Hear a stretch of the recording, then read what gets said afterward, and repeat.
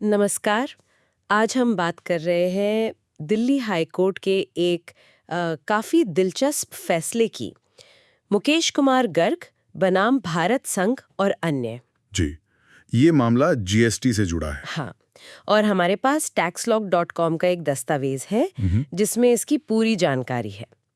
तो असल में मामला ये है कि एक बड़ा जुर्माना लगाया गया था हम्म, गुड्स एंड सर्विसेज टैक्स मतलब जीएसटी कानून के तहत, और ये जुड़ा था कथित फर्जी इनपुट टैक्स क्रेडिट आईटीसी से। अच्छा।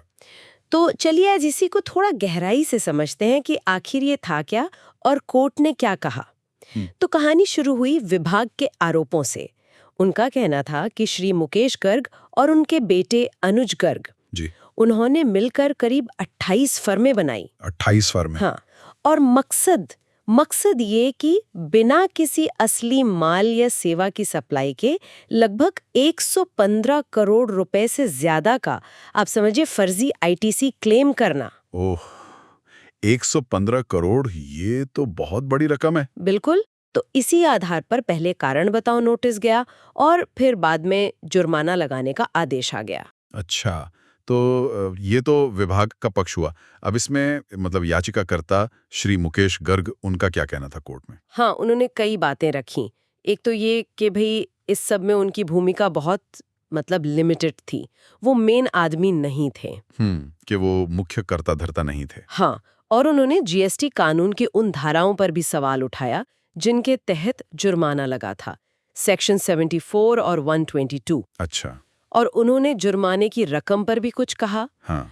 कहा कि उनकी अपनी एक फर्म है, मेसर्स भगवती ट्रेडिंग कंपनी, वो इस नेटवर्क से बिल्कुल अलग है। ओके। और ये भी कहा कि कानून के हिसाब से देखें तो ज्यादा से ज्यादा जुर्माना सिर्फ 25,000 रुपए बनता है। अच्छा, तो ये उनके बचाव के तर्क थे। लेकिन विभाग ने क्या कहा? क्या उनके पास कोई सबूत थे भगवती ट्रेडिंग को लेके? बिल्कुल।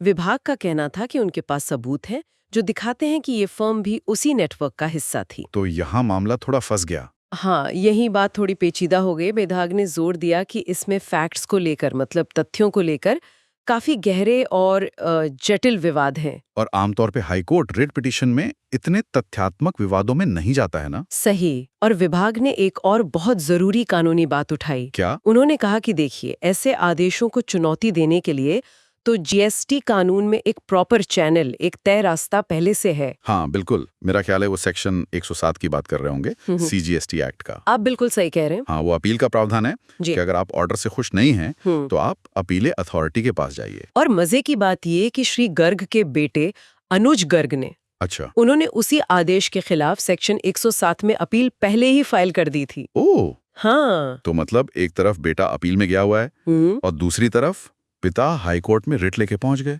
6 में मिलती है रिट जुरिस्डिक्शन वाली, जी। और सीधे मामले में दखल दे या फिर याचिकाकर्ता को कहे कि भाई आप भी अपील वाले रास्ते से ही जाइए।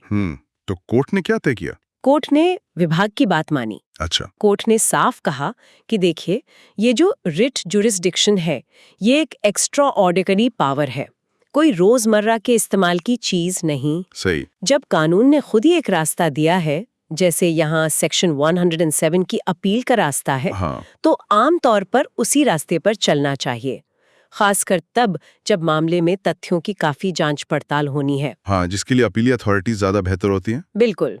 कोर्ट ने इनपुट टैक्स क्रेडिट पर भी कुछ कहा। हाँ, कोर्ट ने माना कि आईटीसी जो सेक्शन 16 में है वो तो बिजनेस की मदद के लिए है, टैक्स का बोझ कम करने के लिए। सही। लेकिन अगर इसका गलत इस्तेमाल होता है, जैसे फर्जीवाड़ा, तो ये पूरी जीएसटी प्रणाली को, उसकी नींव को कमजोर करता है। हाँ, और ईमानदार टैक्स पेयर्स पर भी असर पड़ता है। बिल्कुल। अच्छा, एक और बात कोर्ट ने कही थी, साफ हाथों वाली। इसका क्या मतलब था? हाँ, ये एक लीगल प्रिंसिपल है, क्लीन हैंड्स डॉक्ट्रिन कहते हैं। मतलब ये कि जब आप कोर्ट से कोई खास राहत मांगने जाते हैं, जैसे रिट पिटीशन में, तो आपकी जिम्मेदारी है कि आप पूरी ईमानदारी से, बिना कुछ छुपाए, सारे जरूरी फैक्ट्स कोर्ट के सामने रखें। ओके। कोर्ट ने एक पुराने केस का जिक्र भी किया, शायद केडी शर्मा बनाम सेल, और कहा कि इस मामले में याचिकाकर्ता ने कुछ जरूरी बातें छुपाई थीं। अच्छा, तो मतलब वो साफ हाथों से नहीं आए थे। जी, कोर्ट का यही मानना था। तो फिर इन सब बातों का फाइनल नतीजा क्या निकला? याचिका का क्या हुआ? नतीजा ये हुआ कि कोर्ट ने श्री मुकेश गर्ग की रिट याचिका खारिज कर दी, डिसमिस कर दी। और कारण? मुख्य रूप से 3 कारण। एक, कि अपील का रास्ता सेक्शन 107 मौजूद था और उनके बेटे ने वो रास्ता लिया भी था। ठीक। दूसरा, मामले में फैक्ट्स को लेकर काफी जटिल विवाद थे, जिनकी जांच रिट कोर्ट में नहीं हो सकती थी। और तीसरा वही कि याचिकाकर्ता साफ हाथों से कोर्ट नहीं आए थे, तथ्य छुपाए थे। और कोर्ट ने सिर्फ याचिका ही खारिज नहीं की। नहीं, कोर्ट ने तथ्य छुपाने के लिए याचिकाकर्ता पर 50,000 रुपए का जुर्माना भी लगाया। 50,000 का जुर्माना। तो इस पूरे मामले से मतलब क्या टेकअवेज हैं, क्या सीखने को मिलता है? देखिए, पहला सबक तो साफ है, हाई कोर्ट अपनी रिट पावर को बहुत सोच समझकर इस्तेमाल करता है।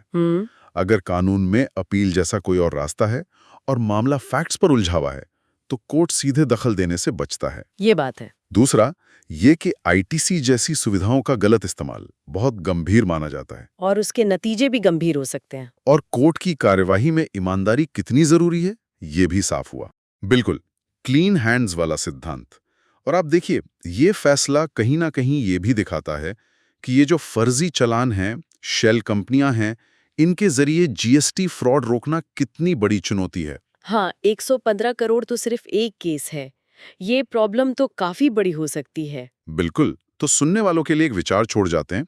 देखिए, मामला तो कानूनी प्रक्रिया पर था कि सही चैनल क्या है, अपील या रिट। जी। लेकिन इससे थोड़ा आगे बढ़ के सोचें तो इस तरह का जो इतना बड़ा कथित फ्रॉड है, इसका असर हमारी पूरी इकोनॉमी पर और जीएसटी सिस्टम में जो आम टैक्स पेयर है, उसके भरोसे पर क्या पड़ता होगा। हाँ, ये सोचने वाली बात है। इस पर विचार जरूर किया जा सकता है।